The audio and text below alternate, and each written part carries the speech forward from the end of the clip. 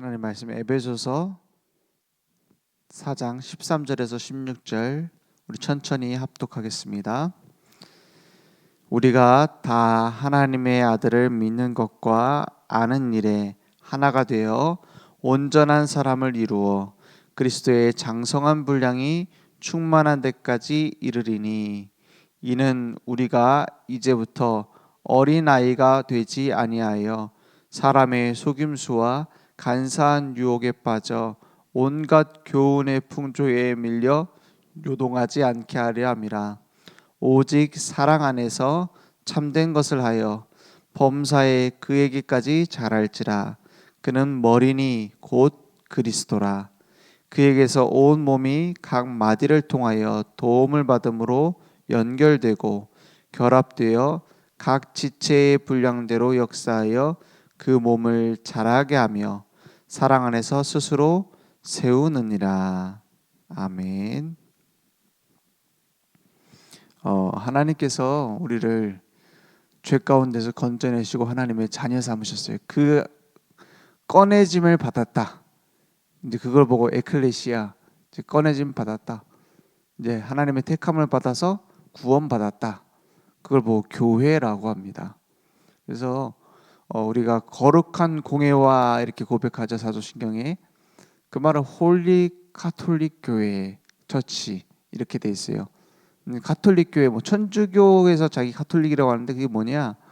구원받은 모든 사람, 천국에 있는 사람까지 포함해서 지금 이미 하나님 품에 간 사람까지 다 포함해서 한 교회다 이런 뜻이에요. 그래서 뭐 늘 좋은 교회, 무슨 사랑의 교회, 무슨 교회, 무슨 교회, 무슨 순복음 교회, 막 이런 교회들을 이제 다 합쳐서 부르는 표현이 거룩한 공회다 이렇게 부르는 거예요. 그죠? 그런데 그 교회가 어떤 존재냐? 그리스도가 머리시고 우리는 각 지체가 연결되어 있는 그리스도의 몸이다 이렇게 말하고 있어요. 신앙생활 하다 보면은 보입니다. 뭐가 보이냐? 어린 아이 같은 신앙생활이 보여요. 어린 아이 같은 거는 이제 좋은 거, 순수한 걸 말하잖아요. 근데 애 같다라고 했을 때는 두 가지 의미가 있는 거예요. 하나는 뭐 순수하고 이제 티가 없고 이런 걸 말하지만 여기서 말하는 어린아이 같다는 건 그런 말이 아니죠. 그냥 자기밖에 모른다 이 말이에요. 자기밖에 모르고 자기 기준밖에 없고 내 말이 옳고. 왜 그렇게 되죠? 창세기 3장 아담과 하와가 딱 그랬어요. 창세기 3장 후에 바로 뭐라고 합니까? 하나님이 누가 너의 벗었음을 알려줬느냐 이러잖아요. 네가 먹지 말라고 한 선악과 먹었느냐. 그러니까 그 가리기는 가리는데 뭐냐, 가리기는 가리는데 하나님 앞에 낯을 피해서 숨었는데 그 모든 책임을 남한테 돌리게 됐어요. 그거는 하나님이 주셔서 나와 함께 있게 한 저 여자가 나한테 먹으라고 했습니다. 여자는 저 뱀의 깨물어 먹었습니다. 자기 자신이 안 보여요. 어린아이 같단 말이 그런 말이에요. 자기 중심이 되니까 자기를 몰라요. 자기 중심이 되니까 내가 주인이 되니까는 나만 나를 몰라요. 그래서 복음을 알면 알수록 뭐가 되어지죠? 교회가 이해되어지죠. 교회 이해됐단 말은 사람이 이해됐단 말이에요. 교회가 이해됐단 말은 하나님이 이해됐단 말이에요. 그러니까 복음을 알면 알수록 뭐가 되어지냐? 성숙해지는 거예요. 막 내가 옳은 복음을 가졌으니까 다른 사람은 다 틀렸어.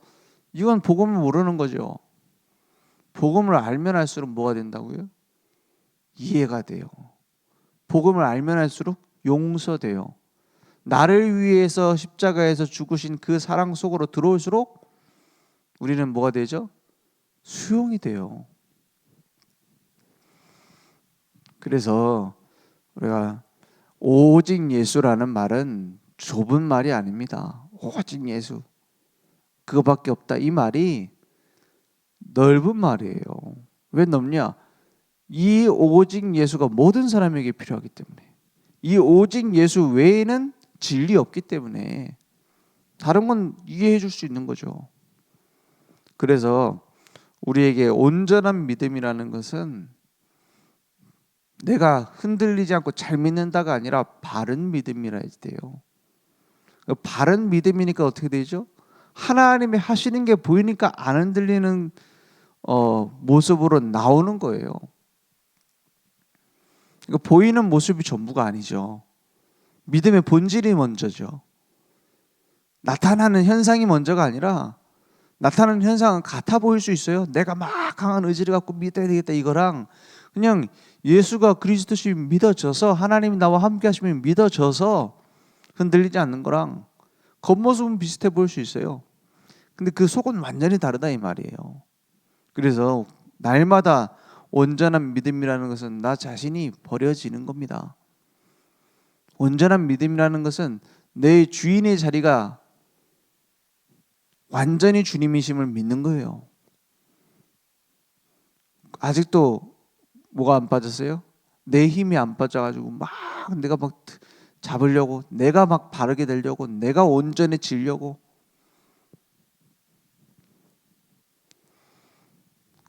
그 부분이 맡겨지는 것이 신앙생활입니다. 그러니까 막 다 맡겨야 된다. 그러면은 내가 막 다 맡긴다. 내가 막 다 초월한다. 내가 막 주님이 나의 주인 되어 줄 수 있도록 내어 드린다. 이것도 어떻게 보면 틀린 거죠. 그것도 어떻게 보면 저 불교에서 수양하는 거랑 같은 거죠. 내 욕심 버려야 된다. 내가 도를 깨달아야 된다. 내 욕심 108번뇌를 막 버린다고 하잖아요, 스스로.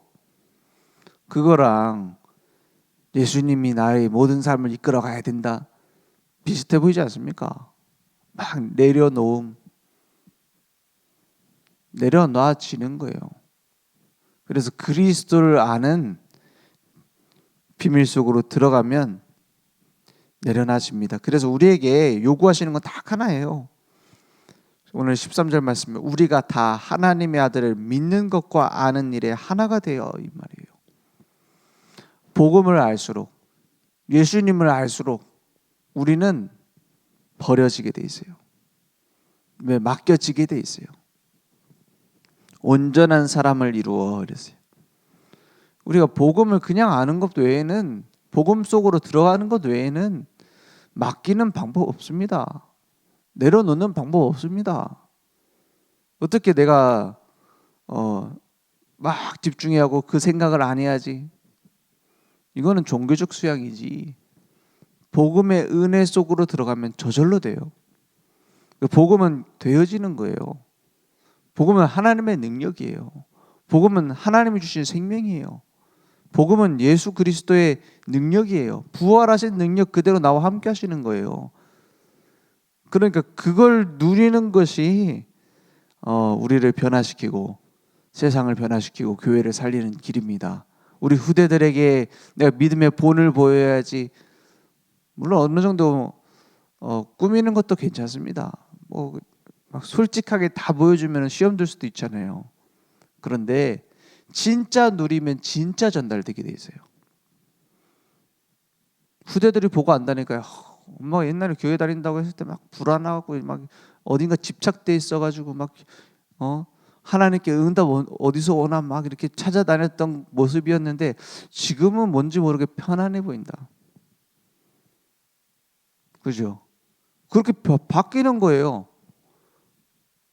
막 뭔가 찾으러 교회 왔다가 이제 내가 받았구나 깨달아가는 과정 아닙니까? 그 전에는 뭔가 막 목말라서 막 여기저기 찾아다니는 은혜 받으려고 몸부림쳤는데 내가 다 받았구나 누려지니까 뭐가 생기죠? 여유가 생기잖아요. 힘이 생기잖아요. 가족들이 보고 알아요.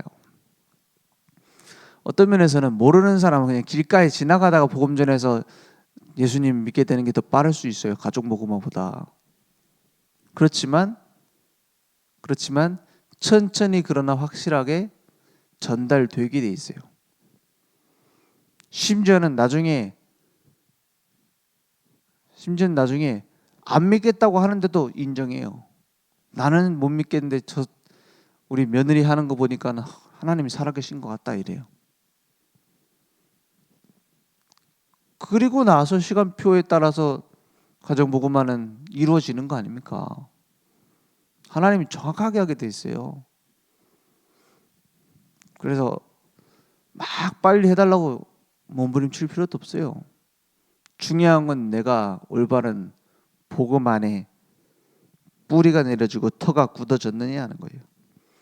믿음, 에베소 3장 17절에 믿음으로 말미암아 그리스도께서 너희 마음에 계시게 하시옵고 너희가 사랑 가운데서 뿌리가 박히고 터가 굳어져서 능히 모든 성도와 함께 지식에 넘치는 그리스도의 사랑을 알고 그 너비와 길이와 높이와 깊이가 어떠함을 깨달아. 여기에 우리의 초점이 있으면 돼요. 그러면 하나님의 모든 충만하신 것으로 너에게 충만하게 하실 겁니다.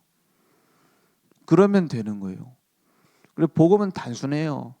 예수님이 나를 구원하셨고 그 예수를 알아감으로 우리의 모든 문제는 지나가 버리는 거예요. 그 능력으로 그리스도의 증인 되어지는 것이 이 땅에서의 삶이다. 그게 끝입니다. 그러면 온전한 믿음의 본질 속으로 우리는 들어가는 거예요. 오직 한 분뿐인 주도 한 분이시요 믿음도 하나요 세례도 하나요 하나님도 한 분이시니 곧 만유의 아버지시다 이랬어요. 모든 것이 하나님께로부터 와요. 그러니까 하나님께로 가까이 가면 끝이잖아요. 모든 것의 주인과 가까워지면 끝이잖아요. 그러니까 하나님께서는 우리의 하나하나의 문제를 해결하기 때문에 모든 문제 해결자 예수 그리스도가 아니라 하나님 주신 답은 모든 것들 위에 계신 주님이 우리와 함께 하시는 길이 예수 그리스도이기 때문에 모든 문제 해결자예요. 그러니까 우리가 염려하고 있는 것, 우리가 고민하고 있는 것 사실은 문제 안 되는 거죠. 만약에 예수님이 지금 내 옆에 서서 늘 함께 따라다니신다? 그럼 우리가 가지고 있는 문제 될까요? 문제 자체가 안 돼요. 성립이 안 돼요. 그렇잖아요. 제자들이 막 이런 문제 저런 문제 예수님께 가지고 왔어요. 예수님께는 문제가 돼요, 안 돼요? 전혀 안 돼요. 그것을 깨달아가는 과정이 3년 공생이 아닙니까? 예수님과 함께 제자들이 따라다녔던 그 3년 세월 동안 깨닫게 되잖아요. 죽음도 예수 앞에 무릎 꿇어요. 어떤 문제도 예수님 앞에 무릎 꿇어요. 그것을 체험하는 기간이 3년 동안 예수님을 따라다녔던 공생입니다. 그런 중에서도 나중에 예수님 십자가에 달릴 때 제자들 다 도망가잖아요. 그렇게 체험해놓고 꼭 우리 모습 같죠? 3년 동안 체험해놓고도 모든 문제 다 끝내버리는 걸 다 보고도 오병이어 떼서 나눠주는 거 보면서도 죽은 나사로를 살리는 걸 보고 나서도 흔들려요. 그런데 그들이 흔들리지 않게 된 시작이 뭐냐? 예수님의 십자가를 체험했습니다. 다 도망가 숨어 있었어요. 그때 부활하신 주님을 만난 거예요. 부활하신 주님을 만났으면 이제 안 흔들려야 되잖아요. 그쯤 되면 안 흔들리는 게 정상이잖아요. 그런데 마태복음 28장 16절에서 20절에 보면은 예수님이 부활하심을 보고도 40일 동안 함께하는 말씀을 듣고도 아직도 의심하는 자들이 있더라 그랬어요. 지독하죠. 그런데 그 문제를 그냥 혼내시고 그 문제가 해결되면 나중에 능력을 받아라 이렇게 말하지 않고 하늘과 땅의 모든 권세를 내게 주셨으니 그러므로 너희는 가서 모든 민족으로 제자를 삼아라 하래요. 내가 세상 끝날까지 너희와 항상 함께 있으리라. 그 말씀을 마치시고 오직 성령이 너희에게 임하시면 너희가 권능 받고 땅끝까지 이르러 내 증인이 되리라 하고는 하늘로 올라가셨어요. 아직도 의심하는 자들이 있는데 근데 그들이 모여서 뭐 했어요? 모여서 마가 다락방에 모여서 열흘 동안 집중했어요.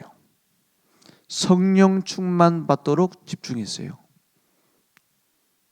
그리고 나서 그들에게 뭐가 생겼냐? 확신이 생긴 거예요. 능력이 생긴 거예요. 그래서 여러분 낙심하지 마세요. 나는 왜 이렇게 믿음이 안 생길까? 나는 왜 이렇게 온전한 믿음이 아닐까? 예수님 부활하신 것을 눈으로만 본 게 아니야. 손으로 만지고 옆구리에 창 이렇게 자국이 있었잖아요. 거기다 손 넣어보고 막 손 팔뚝 넣어보고 막 했는데도 의심한다니까요. 그러니까 우리의 의심은 의심도 아니에요. 그죠? 우리 불신앙은 불신앙도 아니에요. 그 제자들이 했던 불신앙 뭐죠? 그들이 언제 끝났어요? 그 불신앙이? 부활하신 주님을 만났는데 그 주님이 주신 명령을 따라 성령 충만 받을 때. 그러면 우리도 다른 거 할 게 없습니다.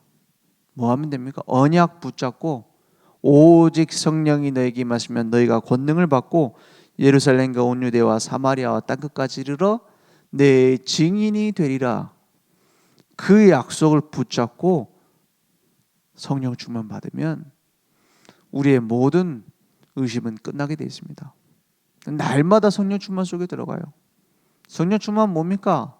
막 내게 막 느낌이 오는 겁니까? 뜨거운 느낌이 오고 찌릿찌릿한 게 느껴지고 막 예수님 얼굴이 보이고 들리고 막 이런 겁니까? 성령께서는 그것을 원하시지 않아요. 눈에 보이거나 들리거나 우리 감각에 감지되는 것이 하나님께는 그 원하는 일이 아닙니다. 그럼 성령 충만 뭐죠?